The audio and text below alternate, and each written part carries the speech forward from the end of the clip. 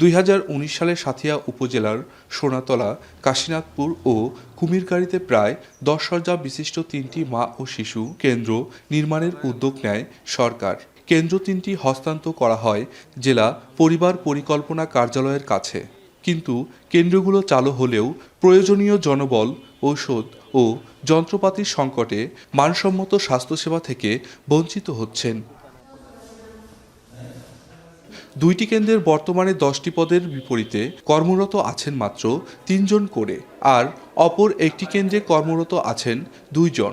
Medical technologist, pharmacist ও পরিকল্পনা পরিদর্শিকা পদের জনবল থাকলেও প্রয়োজনীয় যন্ত্রপাতি না থাকায় বেশিরভাগ সময় বসেই কাটাতে হচ্ছেন তাদের। লোকবল সংকট ও রক্ষণাবেক্ষণের অভাবে কেন্দ্র 3টির একটিতে গড়ে উঠেছে মাদকসেবীদের আড্ডাস্থল। দ্রুত জনবল নিয়োগ ও কার্যকর ব্যবস্থা নেওয়ার দাবি স্থানীয়দের।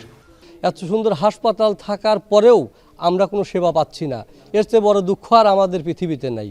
যদি এই প্রতিষ্ঠানটা আমাদের নিয়মিতভাবে চালু হয় তাহলে দেখা যাবে যে আমাদের আশপাশে যে গ্রামগুলো আছে সেই গ্রামের মানুষগুলো এখানে আমাদের সেবা নিতে পারবে। আমরা ভালো ডাক্তার চাই, ওষুধপাতি চাই, ভালো চিকিৎসা চাই। এখন একজন রোগী আমি দেখলাম, তাকে যদি আমি সেই হালকা কিছু টেস্টের দরকার, সেটা যদি আমি করার জন্য পাবনাই পাঠাই তাহলে তো আর হলো না। ডেলিভারির জন্য যথেষ্ট পরিমাণ যন্ত্রপাতি নাই, আমরা ওই কাজটা করতে পারতেছি না এভাবে।